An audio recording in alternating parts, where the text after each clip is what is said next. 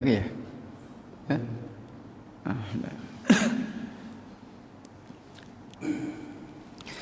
Bismillahirrahmanirrahim. Alhamdulillahirabbil alamin. Nahmaduhu wa nasta'inuhu wa nastaghfiruhu wa nastahdihi wa natubu ilayhi wa na'udzu billahi min shururi anfusina wa min sayyiati a'malina. Man yahdihillahu fahuwal muhtad wa man yudlil falan tajida lahu waliyyan mursyida. Wa asyhadu an la ilaha illallah wahdahu la syarika lah wa asyhadu anna Muhammadan abduhu wa rasuluh. Allahumma salli wa sallim ala nabiyyina Muhammad wa ala alihi wa ashabihi wa man ihtada bihudahu ila yaumiddin wa sallama tasliman katsira. Ba'd. Ikhwana fid din, azakumullah wa rahimakum. Masih bersama dengan kitab Mukhtasar Minhajul Qasidin Ibnu Qudamah rahimahullahu taala, dan juga masih masuk pada bab yang kedua atau seperempat yang kedua dari Rubul Adat.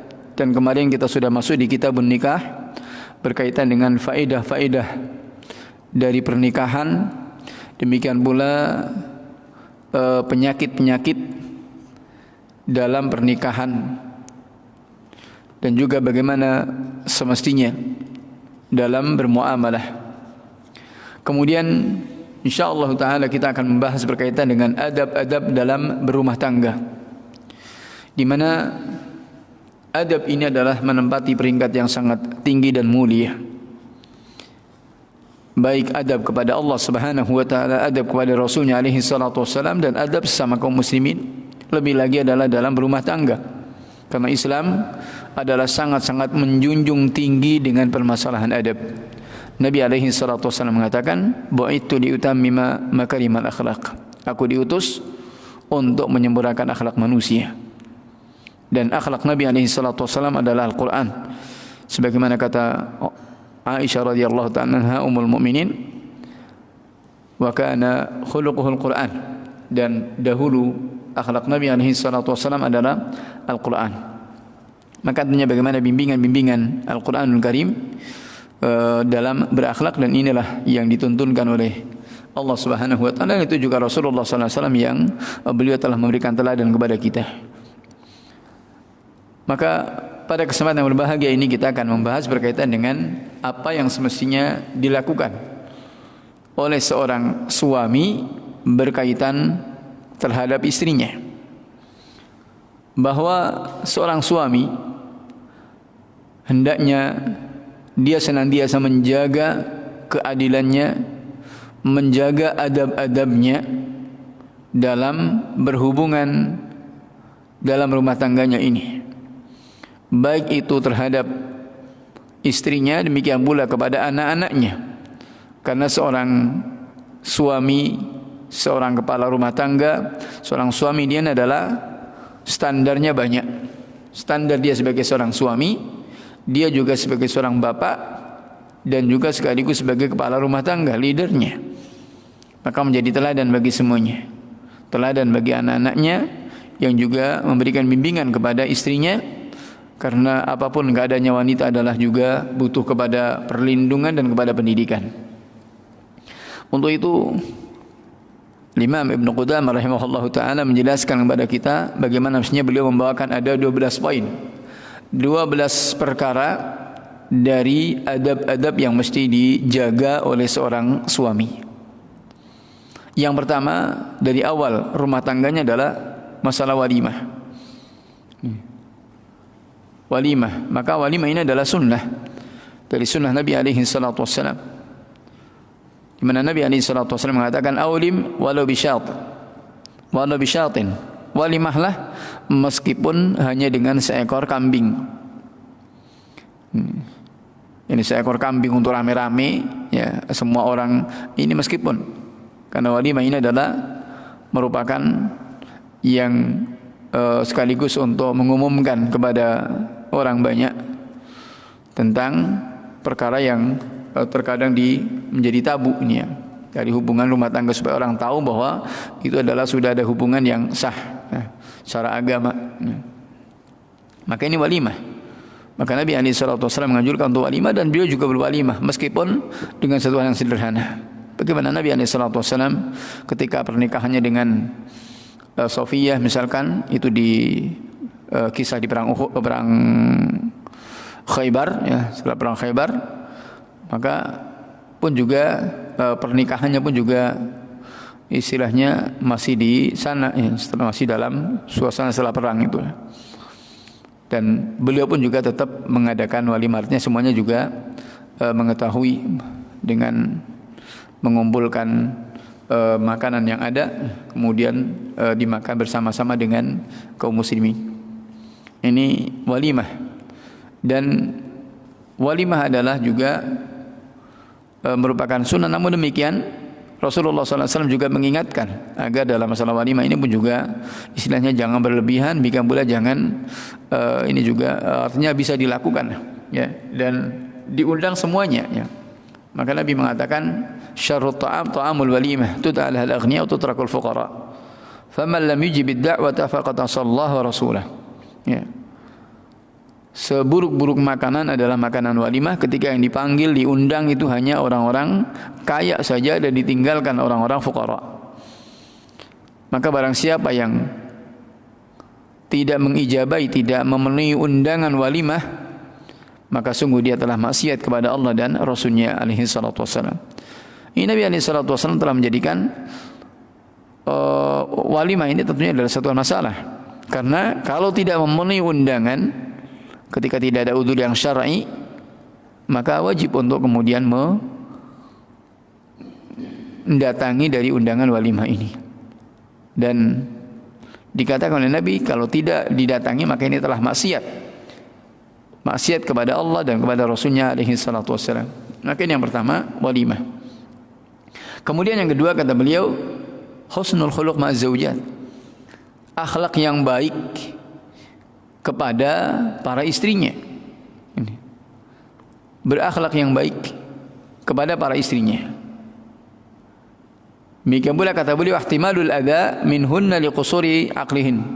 Hendaknya ihtimalul adza, tabah dalam menghadapi gangguan-gangguan mereka, para istri ini. Artinya kalau kemudian mendapati istri berlaku sesuatu hal yang mungkin menjadikan dongkol, menjadikan marah, ini seorang suami hendaknya lebih bisa bersabar.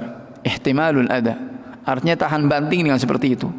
Kenapa? Liqusuri aqlihin, karena kurangnya akal mereka. Dan itu menunjukkan kekurangan akal mereka yang hendaknya dipahami. Ini. Maka contoh teladan dari Nabi alaihi salatu wasallam, rumah tangga Nabi alaihi salatu wasallam. Beliau mengingatkan dalam hadis yang sahih, istausu bin nisa'i khaira, wasiati, nasihati para istri itu dengan cara yang baik. Fa innahunna khuliqna min dhil', maka sesungguhnya mereka tercipta dari tulang rusuk yang semuanya bengkok. Tulang rusuk semuanya bengkok. Fa inna awaja ma fi dhil' a'lah, dan yang paling bengkok dari tulang rusuk ini adalah yang paling atas. Fa in dhahabta tuqimuhu kasartah, jika engkau berusaha untuk meluruskan tulang bengkok ini, maka engkau patahkan. Engkau patahkan. Wa in taraktahu lam yazal awaj, dan namun jika engkau biarkan, maka dia akan terus bengkok. Ini. Maka ini perlu kepada kelembutan, ya. Fastausu bin nisa'i khaira, maka wasiati, nasihati para wanita itu dengan baik, dengan halus, namanya tulang. Ya.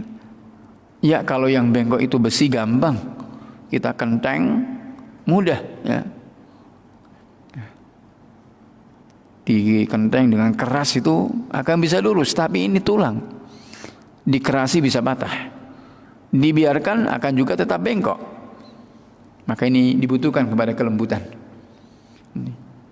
Kepada kelembutan, kepada akhlak yang baik. Dan tentunya dalam hal ini Rasulullah SAW sebagai contoh teladan bagi kita. Bagaimana kelembutan beliau terhadap para istrinya. Dan perlu diketahui bahwa akhlak yang baik terhadap seorang istri dan juga dari menahan diri dari mengganggu atau menyakiti mereka, bahkan semestinya adalah kita tahan banting dari gangguan mereka dan bisa tabah dalam menghadapi kengawuran mereka atau kemarahan mereka jika terjadi, ya. Jika terjadi, ini tentunya keteladanan yang didapat dari Rasulullah sallallahu alaihi wasallam. Maka itu semestinya adalah yang dilakukan oleh seorang suami, ya.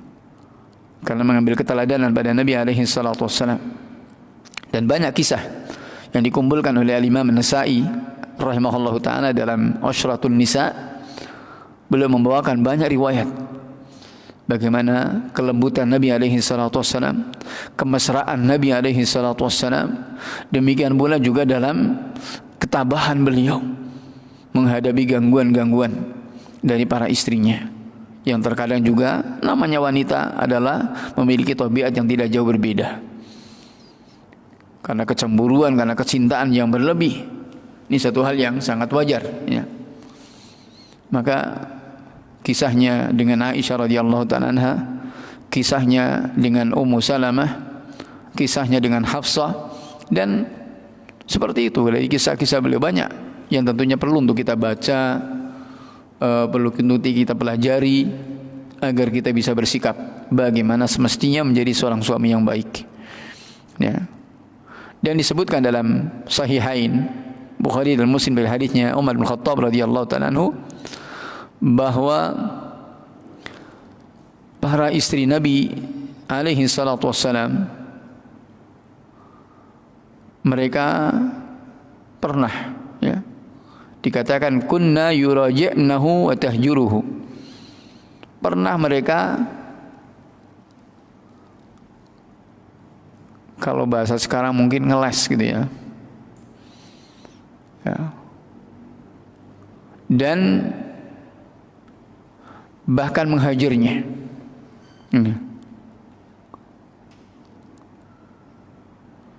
Bahkan menghajarnya sampai sehari semalam, ya, menghajar Rasulullah, memboikot Rasulullah ini. Ini terjadi pada rumah tangga Nabi alaihi salatu wasallam, hadis yang masyhur. Pokoknya kalau kisah-kisah yang banyak itu dibawakan oleh Imam An-Nasa'i di kitab Ashratun Nisa itu, masya Allah. Ini kalau itu terjadi pada rumah tangga Nabi alaihi salatu wasallam adalah mimbabi aula, adalah kalau terjadi pada rumah tangga kita satu hal yang sangat layak. Satu hal yang sangat layak yang tidak boleh untuk kemudian kita tidak boleh untuk kemudian kita serta-merta, ya, kemudian mencari kambing hitam, mencari-cari kesalahan, ya. Bahkan kalau kemudian kita bisa membimbing mereka yang tadinya mungkin tidak terbimbing, tidak mungkin kurang iltizam, kurang konsisten dengan agamanya, kemudian dibimbing, dididik sampai kemudian jadi baik, maka ini insyaallah ini adalah humurin na'am. Yani khairun nisa, sebaik-baik wanita adalah wanita yang salihah. Sebagaimana kata Nabi alaihi salatu wasallam, ad-dunya kulluha mata' wa khairu mata'ha al-mar'atu salihah. Sedunia itu semuanya adalah kenikmatan, dan sebaik-baik kenikmatan dunia adalah wanita yang salihah. Maka ini kalau kemudian bisa mengantarkan, seorang suami bisa mengantarkan istrinya menjadi seorang istri yang salihah, ini adalah fabiha wa ni'mat. Ini yang kedua. Yang ketiga, kata beliau, an yuda'ibaha wa yumazihaha, hendaknya bergurau, bercengkerama, ya, dengan istrinya. Artinya jangan keras-kerasan, jangan besengut terus, ya. Mukanya muka ditekuk terus, ya. Muka dilipat, senyumnya mahal, ya. Maka kita lihat Nabi alaihi salatu wasallam, beliau bercanda, beliau bergurau, ya, dengan istrinya. Bahkan terkadang sering diperlihatkan di hadapan para sahabat. Dan banyak riwayat, ya, ketika Rasulullah i'tikaf, kemudian Safiyah datang mengantarkan mungkin makanan atau apa, kemudian Rasulullah pun mengantarkan kembali sampai ke pintu masjid. Ya. Kemesraan. Ya. Sampai ketika dua orang sahabat melewati, langsung mereka lari karena mungkin nggak mau mengganggu. Namun kemudian Rasul mengatakan, ala rislikum, katanya. Jangan kalian terburu-buru. Ini Safiyah. Takut dikira Rasulullah sedang duduk bareng dengan siapa. Dikiranya dengan wanita asing, adalah supaya jangan ada prasangka yang kurang baik. Maka Rasulullah, ini Safiyah. Ini istri beliau. Dan banyak kisah ya, yang Rasulullah SAW menampakkan kemesraannya ya, di hadapan para sahabat yang lain ya. Dan ini kemesraan yang tentunya masih dalam koridor yang baik. Artinya menunjukkan kemesraan yang santun ya. Menunjukkan akan perhatian beliau kepada para istrinya ya. Dan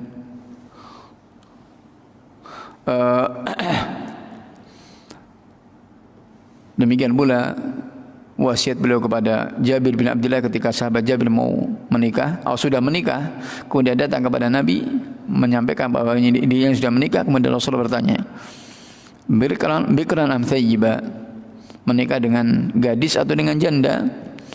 Maka Jabir mengatakan thayyib, dengan seorang janda. Kemudian Rasulullah mengatakan, hal la bikran tula'ibuha wa tula'ibuk, tidakkah kau menikah dengan seorang gadis yang kau bisa bercumbu, kau bisa bergurau dengannya, dan dia pun juga demikian. Namun kemudian Jabir bin Abdullah pun memberikan alasan kenapa menikah dengan janda. Karena beliau juga sangat perhatian dengan adik-adiknya masih kecil, agar bisa menjadi ibu bagi adik-adiknya. Karena bapaknya sudah meninggal lebih dulu di Uhud ini ya. Yang jelas ini adalah contoh teladan dari Nabi SAW untuk juga bercengkerama, bergurau ya, memberikan agar menambahkan kepada seorang istri itu bisa hatinya lapang ketika mendapati suaminya adalah terbuka, transparan ya, dan bersikap yang baik ini. Ini yang ketiga. Kemudian yang keempatnya adalah semua itu adalah dikatakan an yakuna dzalika biqadar.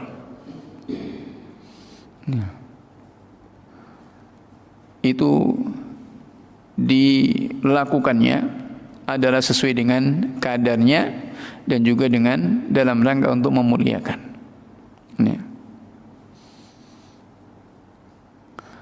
Artinya itu semuanya dilakukan tanpa kemudian menjatuhkan muruahnya, tetap menjaga kehormatannya ya. Dan jangan sampai kemudian apa yang dilakukan, kasih sayangnya kepada seorang istri itu sampai kemudian menjatuhkan muruah atau menjatuhkan haibahnya di hadapan istrinya ya. Artinya dalam melakukan itu semuanya adalah tetap dalam koridor syariat dan dalam koridor uruf ya, yang baik ya. Diriwayatkan dari Umar bin Khattab radhiyallahu taala anhu bahwa pernah beliau mencela kepada sebagian pegawainya. Ya. Kemudian istrinya ya, menyampaikan kepada Umar bin Khattab ini ketika itu sudah menjadi khalifah, dan istrinya mengatakan, ya Amirul Mukminin, apa yang kau dapatkan dari dia? Apa yang kau dapatkan dari dia?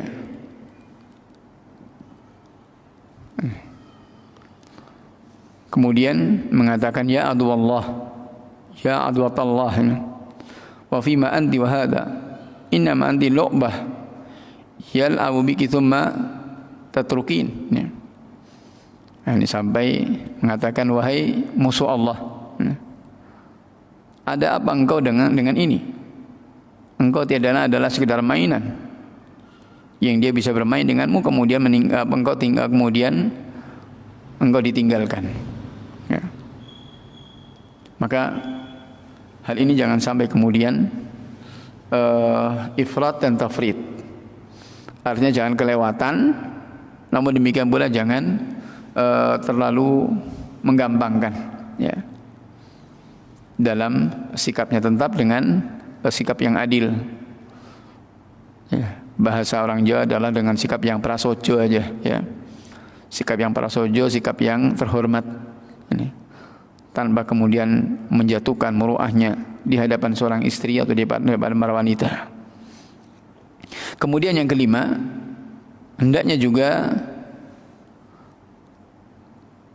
cemburu yang sewajarnya. I'tidal fil ghirah, adil dalam cemburu. Ini artinya di sini juga sama. Cemburu adalah bagian dari kecintaan. Seorang yang cinta tentunya adalah cemburu. Ini merupakan sudah menjadi sudah menjadi konsensus, ya. Seorang yang cinta pasti akan cemburu. Cinta kepada apapun dan kepada siapapun pasti akan cemburu. Kalau diusik-usik, bagaimana anak-anak misalkan cinta dengan mainannya, ketika diganggu mesti dia akan ngamuk. Kenapa? Karena senangnya. Dan ini hukum cinta seperti itu. Cinta kita kepada Allah Subhanahu wa taala juga seperti itu. Cinta kita kepada Nabi alaihi salatu wassalam, ketika ada yang mengganggu, ketika ada yang menyakiti, tentunya muncul kecemburuan kita. Demikian pula terhadap seorang istri. Namun dalam hal ini adalah jangan berlebihan. Cemburu yang buta, yang terkadang mengantarkan kepada suudzon, menyeret kepada prasangka yang tidak baik. Ini. Makanya Nabi alaihi salatu wassalam banyak dalam banyak hadis mengingatkan kepada kita supaya meninggalkan mawaqi'at tuham. Meninggalkan keadaan-keadaan yang menjadikan kita tertuduh atau menjadikan ada prasangka-prasangka yang tidak baik. Ini. Seperti misalkan tidak boleh untuk kemudian datang mengetok pintu di malam hari. Ini kecuali memang sudah janjian dulu. Kalau sekarang kan sudah mudah, ya, ini sudah ada janjian dengan nanti mungkin pulang sudah tengah malam, ini sudah, maka istri sudah siap-siap dulu. Tapi kalau zaman dahulu, zamannya Rasulullah, kan belum ada itu, kemudian datang malam-malam ketok pintu, yang bisa jadi takut barangkali siapa yang datang nggak dikasih pintu, kemudian suami berdiri di luar kedinginan dan seterusnya. Ini yang kemudian menjadikan yang, maka ini Nabi SAW jangan melarang yang seperti itu, ya, dari hal-hal yang akan menjadikan seseorang itu tertuduh atau menjadikan prasangka, menumbuhkan prasangka yang tidak baik dalam rumah tangga. Nabi SAW melarang. Ini. Maka ini supaya tidak menjadikan kecemburuan terhadap seorang istri atau sebaliknya ini kemudian berlebihan, atau kemudian yaitu tafrid dan ifrat, atau kemudian menggampangkan. Ini.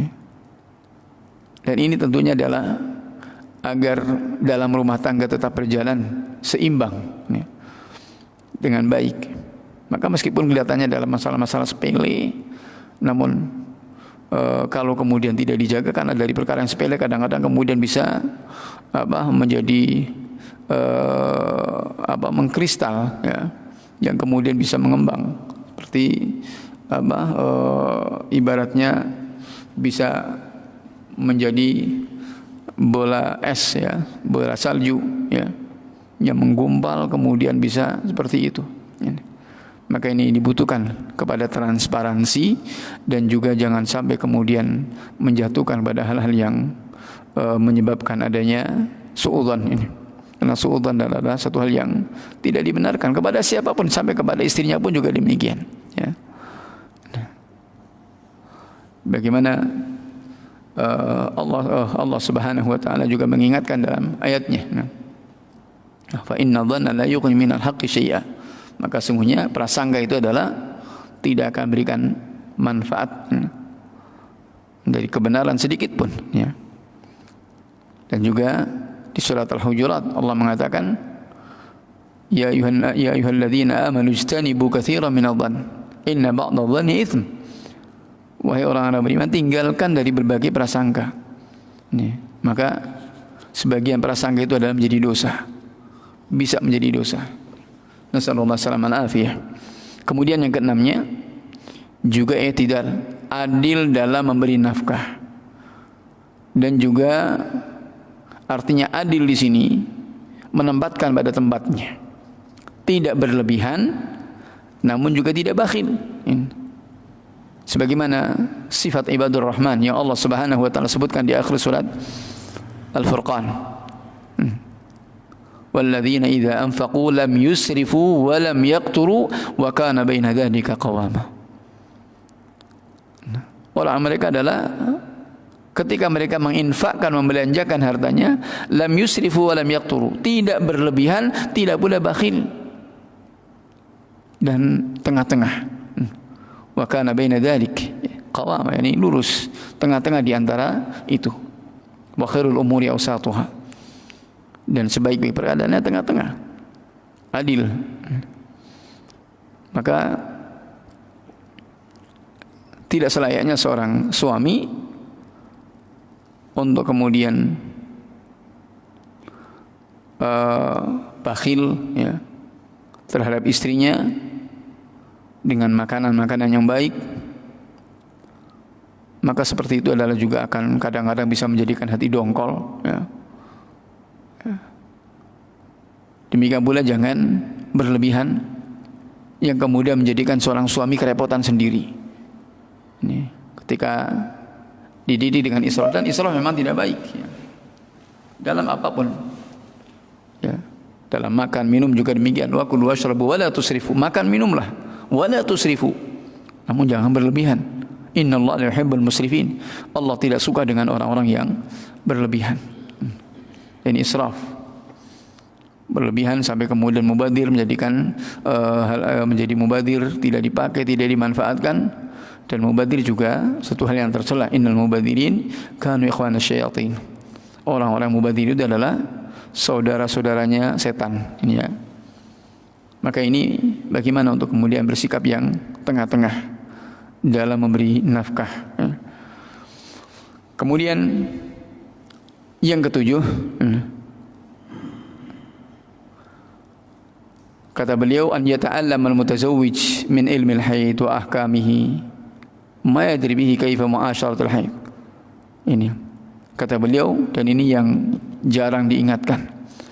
Seorang suami hendaknya mempelajari tentang ilmu haid dan hukum-hukumnya. Jadi permasalahan haid, nifas, istihadah merupakan dima tabi'iyah, darah-darah tabi'i. Ini bukan merupakan kekhususan bagi para wanita dari sisi hukum. Kalau dari sisi kodrat, memang mereka ini adalah Allah takdirkan kepada para wanita.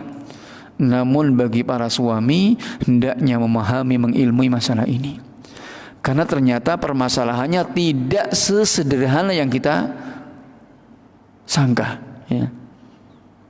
Dan ini sudah para ulama juga yang menjelaskan itu juga siapa? Ulama laki-laki semua yang menjelaskan haid, nifas, ini juga semuanya laki-laki, ya, para ulama kita. Ini artinya mereka pelajari ini. Maka ini juga satu keharusan bagi kita, karena ternyata berkaitan masalah hukum itu adalah sangat terkait banyak hal. Ini banyak hal, dan juga seorang suami, seorang kepala rumah tangga harus paham, karena dia juga harus mendidik anak-anaknya, putri-putrinya nantinya. Ini banyak yang jadi para wanita itu juga banyak yang tidak memahami. Terkadang mereka di saat waktunya haid tidak bersegera untuk sholat, ya, tidak bersegera untuk sholat. Ketika dia tahu hari itu adalah hari daurnya tiba, tamunya akan datang, waktu zuhur tiba, tidak bersegera untuk sholat. Maka kemudian dia menunda-nunda sampai kemudian ketika mau sholat datang tamunya, padahal dia masih ada waktu untuk mengerjakan sholat. Maka dia punya hutang dan dia harus mengqadha nantinya. Karena dia masih punya, kecuali kalau misalkan datangnya sebelum waktu zuhur, maka waktu zuhur ini tidak kena hutang. Tapi ketika sudah masuk waktu zuhur tidak segera sholat, dia ada kesempatan, ada waktu untuk sholat, kemudian berleha-leha, ya. Maka ini yang suami harus ingatkan. Demikian pula terkadang ketika sudah suci, ini juga menunda-nunda, tidak diperhatikan, ya. Sampai kemudian masuk waktu sholat berikutnya, padahal itu misalkan sudah dari asar sudah suci, isya baru mandi misalkan, kemudian baru sholat isyanya, padahal dia punya waktu asar dan maghribnya ini yang sebenarnya sucinya sudah dari sejak asar, ada kesempatan untuk mengerjakan sholat.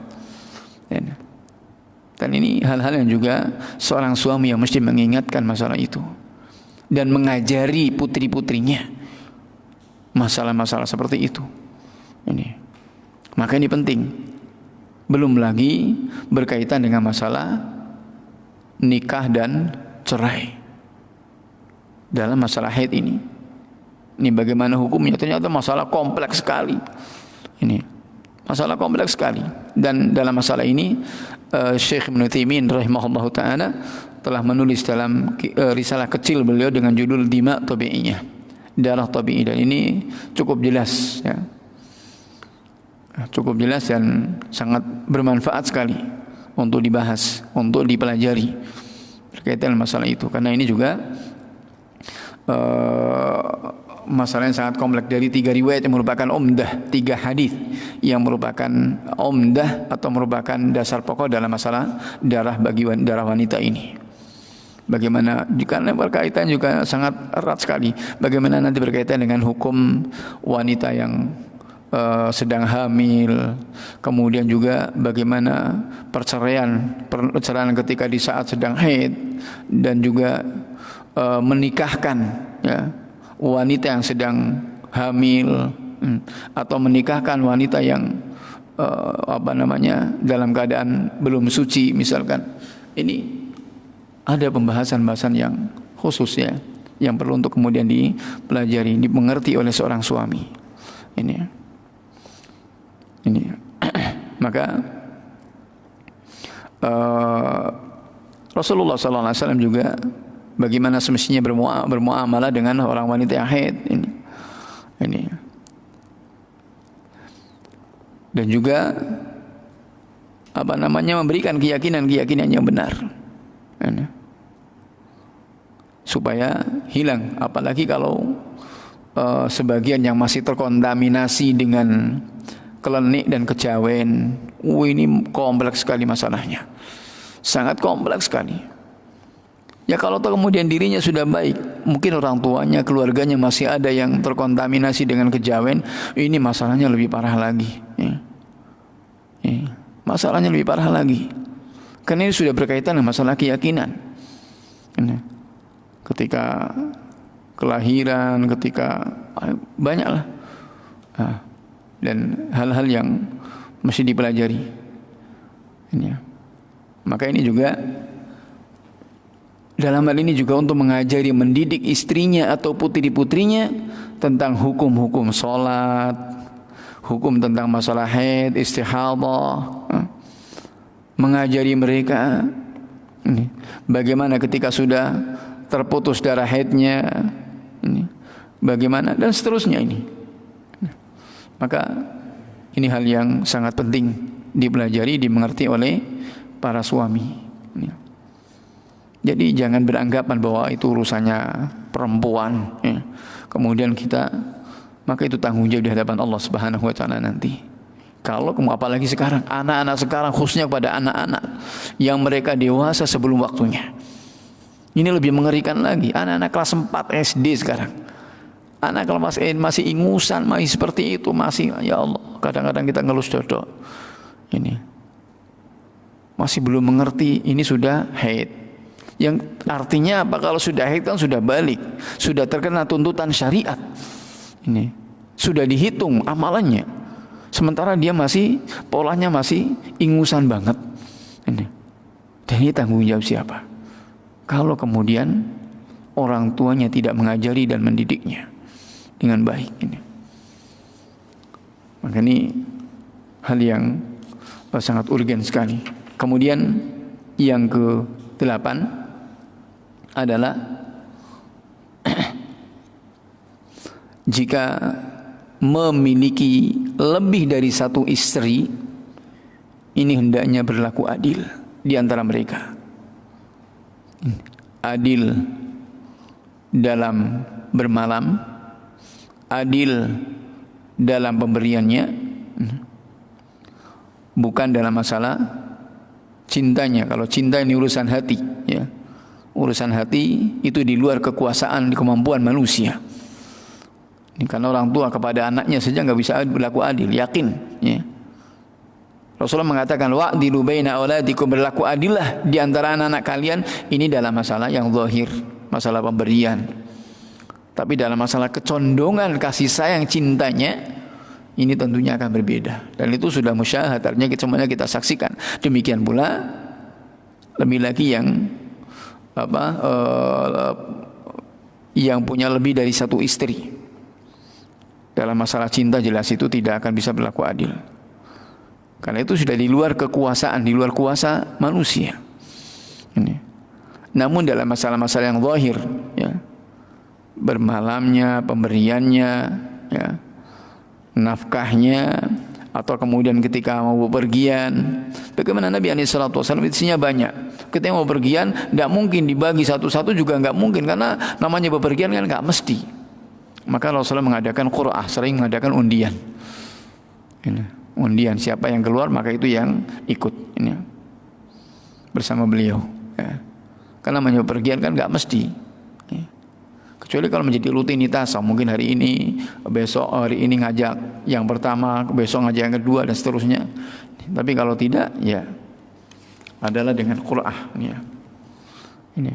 Maka ini berlaku adil. Kalau tidak, maka seorang suami itu akan diancam nanti di yaumil qiyamah dalam keadaan dibangkitkan dalam keadaan bengkok kakinya itu. Ya. Artinya dipermalukan, malu itu nanti. Ya. Dipermalukan kan itu, diperlihatkan di hadapan orang banyak. Nasallallahu alaihi wasallam. Allah mastur auratana. Ya. Semoga Allah Subhanahu wa taala menutupi aib-aib kita. Kemudian yang ke-9 adalah berkaitan dengan masalah nusyuz. Kalau ada sikap durhaka dari istri, maka tuntunan Al-Quranul Karim apabila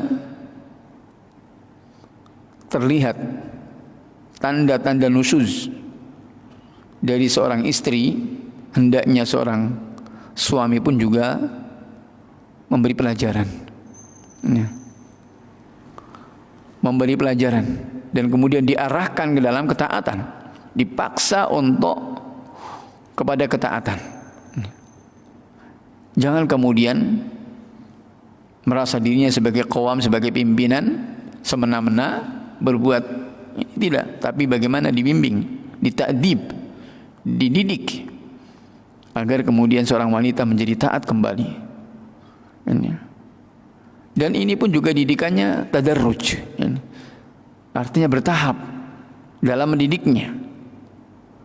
Diawali dengan nasihat yang baik, sebagaimana sabda Nabi SAW, "Wastausu bin nisa'i khair", wasiyati mereka dengan baik. Kemudian bisa saja ditakut-takuti, ya. Sebagaimana Allah Subhanahu wa taala firmankan dalam ayatnya, adalah kalau kemudian terlihat dari mereka nusyuz, ya, maka supaya fa'idhuhun, nasihati. Kalau nasihat kemudian tidak bermanfaat, mungkin kita bisa pinjam orang, ya, yang kira-kira omongannya didengar oleh istri kita misalkan. Ini kalau tentunya masih dalam lingkup keluarga, jangan sampai kepada orang lain. Ya. Kalau kepada orang lain bisa fadhiyah, ya, keburukan keluarga bisa terbongkar. Kalau nasihat kemudian tidak bermanfaat, dihajar. diboikot tapi pisah ranjang tapi masih dalam rumah.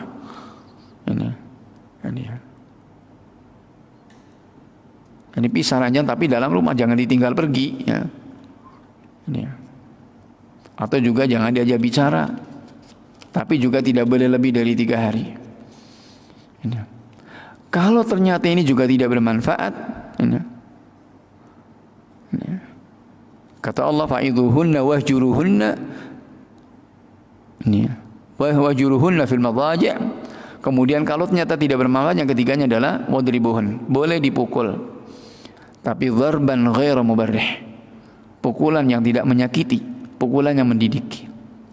Jangan sampai kemudian membekas di badannya, dan juga jangan sampai memukul wajahnya, tapi pukulannya adalah pukulan yang mendidik, yang menjadikan seorang wanita itu jerah kembali kepada hal yang baik ini. Maka khonafidina jazakumullah rahimakum, ini diantara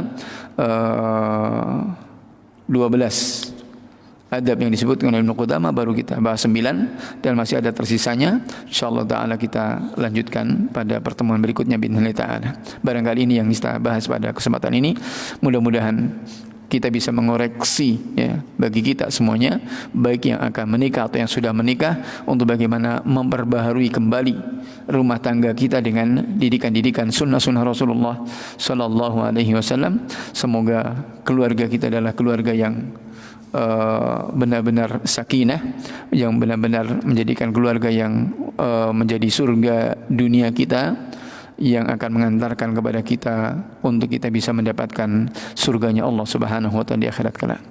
Amin ya mujibas sa'ilin. Wafaqanallahu wa iyyakum. Innahu waliyyu dzalikal qadir alaihi wallahu ta'ala alam. Wa sallallahu alaihi nabi Muhammad wa ala alihi washabbihi ajma'in. Walhamdulillahirabbil alamin. Wa jazakumullahu khairan ala husnil istima' wa barakallahu fiikum.